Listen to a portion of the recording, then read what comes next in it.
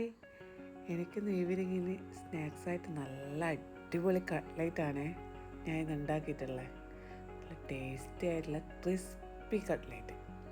നമ്മുടെ വീട്ടിലെ മക്കൾക്കൊക്കെ ഇഷ്ടപ്പെട്ട സ്നാക്കല്ലേ കട്ട്ലേറ്റ്. എൻ്റെ വീട്ടിലെ കുട്ടികൾക്കൊക്കെ നല്ല ഇഷ്ടമാണ്. ഞങ്ങൾ നോമ്പിനൊക്കെ എല്ലാ ദിവസവും കട്ട്ലേറ്റ് ഉണ്ടാക്കും. എന്തുകൊണ്ടെന്ന് വെച്ചാൽ വീട്ടിലെ മക്കൾക്ക് കട്ട്ലേറ്റ് ഇഷ്ടമുള്ളതുകൊണ്ട് ഞാനെല്ലാപ്പോഴും ഉണ്ടാക്കും. അപ്പോൾ എങ്ങനെ ഉണ്ടാക്കാൻ നോക്കിയാലോ. ഞാനെങ്ങനെയാണ് കട്ട്ലേറ്റ് ഉണ്ടാക്കാമെന്ന് ഒന്ന് നോക്കാം. എല്ലാവരും വീഡിയോ മുഴുവനായിട്ട് സ്കിപ്പ് ചെയ്യാതെ കാണണേ. അതേപോലെ ലൈക്ക് ചെയ്യുക, ഷെയർ ചെയ്യുക, സബ്സ്ക്രൈബ് കൂടി ചെയ്യാൻ മറക്കരുത്. അപ്പോഴേ നമുക്ക് നല്ല ടേസ്റ്റി ആയിട്ടുള്ള ചിക്കൻ കട്ട്ലേറ്റ് ഉണ്ടാക്കാം. അതിനായിട്ട് ഞാൻ 4 അത്യാവശ്യം വലിപ്പമുള്ള ഉരുളക്കിഴങ്ങാണ് എടുത്തിട്ടുള്ളത്. അതിൻ്റെ തൊലിയൊക്കെ കളഞ്ഞ് കട്ട് ചെയ്ത് നല്ലോണം കഴുകി വൃത്തിയാക്കി ഒരു കുക്കറിലേക്ക് ഇട്ട് കൊടുത്ത് ഇത്തിരി ഉപ്പും ആവശ്യത്തിന് മഞ്ഞൾപ്പൊടി കൂടി ഇട്ട് കുറച്ച് വെള്ളം കൂടി ഒഴിച്ചു കൊടുത്ത് നമുക്കൊന്ന് വേവിച്ചെടുക്കാം.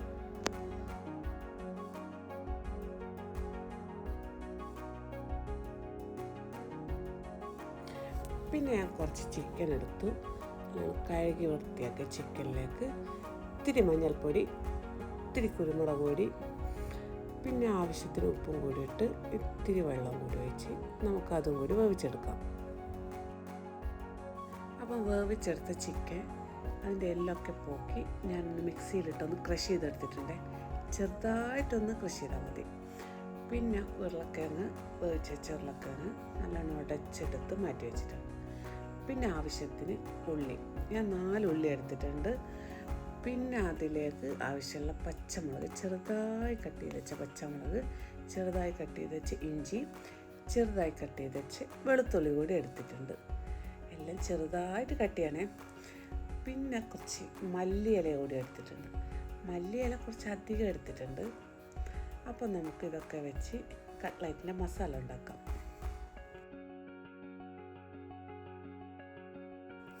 മസാല ഉണ്ടാക്കാനുള്ള പാത്രം ഞാൻ എടുത്ത് ഗ്യാസ് ഓണാക്കി അതിലെടുത്ത് വെച്ച് നല്ലോണം ചൂടായതിന് ശേഷം ആവശ്യത്തിന് ഓയിൽ ഒഴിച്ചെടുത്തു. ഓയിൽ നല്ലോണം ചൂടായിട്ടുണ്ട്. അതിലേക്ക് നമ്മൾ കട്ട് ചെയ്ത് വെച്ചിട്ടുള്ള ഉള്ളി ഉണ്ടല്ലോ അതും കൂടി ഇട്ട് കൊടുക്കുക. നല്ലോണം വാട്ടിയെടുക്കാം. ഇത്തിരി ഉപ്പും കൂടി ഇട്ടാൽ പെട്ടെന്ന് വാടി വരും. ഉള്ളി ഏകദേശം നല്ലോണം വാടി വന്നിട്ടുണ്ട്. അതിലേക്ക് നമ്മൾ എടുത്ത് വെച്ച ഇഞ്ചി, വെളുത്തുള്ളി, പച്ചമുളകും കൂടി ഇട്ട് കൊടുത്ത് നമുക്ക് അതും കൂടി ഇട്ട് ഒന്നും കൂടി വാട്ടിയെടുക്കാം.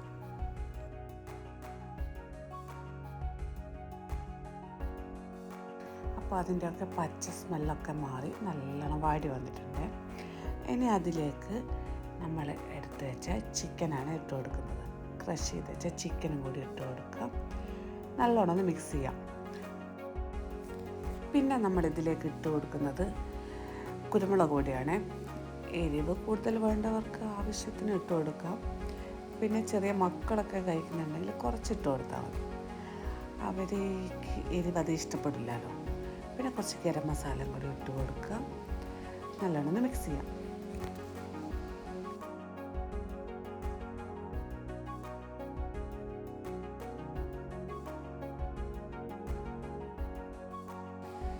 കളർ കൊടുക്കാത്തതുകൊണ്ട് ഞാൻ ഇത്തിരി മഞ്ഞൾപ്പൊടി കൂടി ആഡ് ചെയ്ത് കൊടുത്തിട്ടുണ്ട്. നമ്മൾ മാറ്റി വെച്ച ഉരുളക്കിഴങ്ങും കൂടി ഇതിലേക്ക് ഇട്ട് കൊടുത്ത് നല്ലോണം ഒന്ന് മിക്സ് ചെയ്ത് കൊടുത്താൽ നമ്മുടെ കട്ട്ലേറ്റിൻ്റെ മസാല ഏകദേശം റെഡി ആയിട്ടുണ്ട്. പക്ഷേ ഇതിലൊന്ന് മിസ്സിങ് ആണല്ലോ. അതെന്താ? മല്ലിയിലും കൂടി ഇട്ട് കൊടുക്കുക.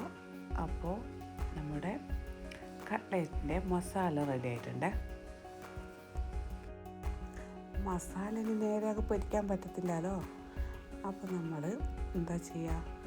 അതിനായിട്ട് ഞാൻ കുറച്ച് ബ്രെഡ് പൊടിച്ചെടുത്തിട്ടുണ്ട്. കൂടാതെ 2 മുട്ട കൂടി പൊട്ടിച്ച് ഒരു ബൗളിലേക്ക് ഇട്ട് ഇത്തിരി ഉപ്പും കൂടി ഇട്ട് നല്ലോണം ഒന്ന് മിക്സ് ചെയ്തെടുക്കാം.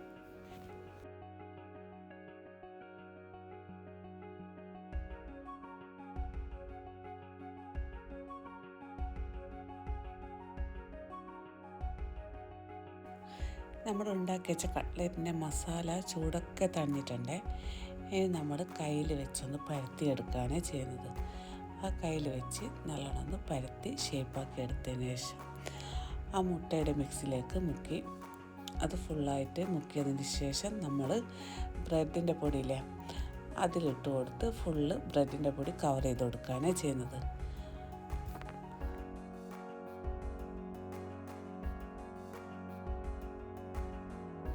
അതേപോലെ റസ്ക് പൊടിച്ചെടുത്തിട്ടും ഇതേപോലെ ചെയ്തെടുക്കാൻ പറ്റും.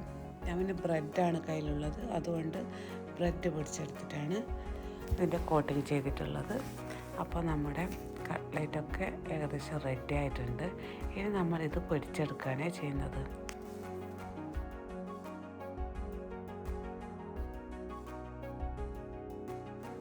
അപ്പോൾ നല്ല ടേസ്റ്റി ആയിട്ടുള്ള കട്ട്ലേറ്റ് റെഡി ആവുന്നുണ്ട്. പിന്നെ അതേപോലെ ഓയിൽ നല്ലോണം ചൂടായതിന് ശേഷം മാത്രമാണ് നമ്മൾ കട്ട്ലേറ്റ് എണ്ണയിലിട്ട് പൊരിച്ചെടുക്കേണ്ടത്, അല്ലെങ്കിൽ പൊടിഞ്ഞു പോകാനുള്ള ചാൻസ് ഉണ്ട്. അതും കൂടി ഒന്ന് ശ്രദ്ധിക്കണേ. അപ്പോൾ അങ്ങനെ എൻ്റെ കട്ട്ലേറ്റൊക്കെ റെഡി ആയിട്ടുണ്ട്. എൻ്റെ വീഡിയോ നിങ്ങൾക്കൊക്കെ ഇഷ്ടപ്പെട്ടെന്ന് വിചാരിക്കുന്നു. അപ്പോൾ എല്ലാവരും ലൈക്ക് ചെയ്യുക, ഷെയർ ചെയ്യുക, സബ്സ്ക്രൈബും കൂടി ചെയ്തേക്കണേ.